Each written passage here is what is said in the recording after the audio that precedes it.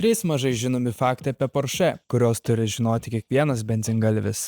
Vokietijos automobilių gamintoja Porsche pasauliu geriausia žinoma dėl išskirtinių sportinių automobilių, pasižyminčių ne tik aukštos klasės dizainu, bet ir puikiomis važiavimo charakteristikomis. Tačiau, kaip ir dauguma istorinių prekės ženklų, Porsche turi savo unikalių istorijų, kurios nėra plačiai žinomos visuomeniai. Šiandien atskleisime 3 tokius mažai žinomus faktus.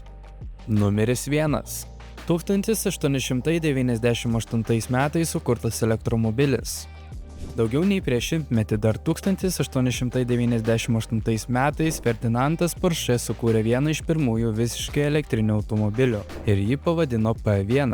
Oficialiai šis modelis žinomas kaip Egerlochner C2 Phantom. Šis revoliucinis automobilis naudoja 3 arklio galių elektrinį variklį, kuris galėjo pasiekti iki 22 mylių per valandą greitį ir vienu įkrovimu galėjo nuvažiuoti net 80 km ir talpino 4 keleivius. Tai buvo ypač įspūdinga inovacija to meto automobilių industrijoje, kurioje dominavo vidaus degimo varikliai. Beje, elektrinių variklių varomas P1 1899 metais dalyvavo Berlyne vykusiose automobilių lenktynėse ir laimėjo 1 vietą, stabiliai įveikęs 38 km su 3 asmenų komanda. Elektromobilio Egerlochner C2 Phantom sukūrimas įrodo, kad Ferdinandas Porsche buvo ne tik talentingas inžinierius, bet ir vizionierius, o technologinė pažanga buvo Porsche DNR dalis jau nuo pat pradžių.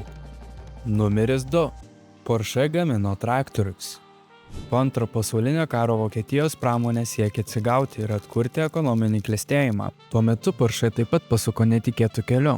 Pradedami traktorių gamybą ir nuo 1956 iki 1963 metų Porsche Diesel pagamino apie 125 tūkstančius traktorių. Iš viso buvo gaminami 4 skirtingų variklių traktoriai nuo 1 iki 4 cilindrų. The Porsche Junior su 1 cilindru, The Porsche Standard su 2 cilindrais, The Porsche Super su 3 cilindrais. Galingiausias su 4 cilindrų varikliu buvo pavadintas The Porsche Diesel 419. Šie traktoriai buvo ne tik kokybiški, bet ir tapo svarbiu įrankiu žemės ūkiui ir daugelis jų vis dar yra naudojami iki šių dienų. Tai unikalus segmentas Porsche istorijoje, kuris nors ir nėra susijęs su sportiniais automobiliais, tačiau yra vertas dėmesio.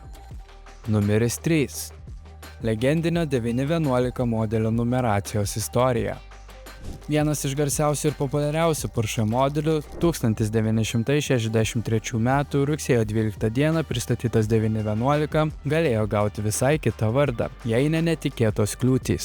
Kaip teigia pats gamintojas, pradinė numatyta automobilio numeracija buvo 901, tačiau parodoje Prancūzijoje, Paryžiuje Porsche pamatė, kad Peugeot jau rezervavo šį pavadinimą savo automobiliams. Tad Porsche pritrūko laisvės ir šį modelį buvo priversta pervadinti, tad vietoj 0 pridėjo 1 ir gavosi 911.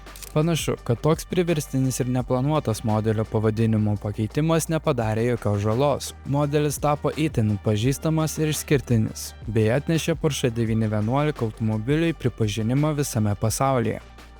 Porsche paveldas pasakoja daugybę įdomių istorijų, o šiandien aptarti faktai atskleidžia tik dalelę šio gamintojo gebėjimą adaptuotis prie nuolatinių pasaulio pokyčių.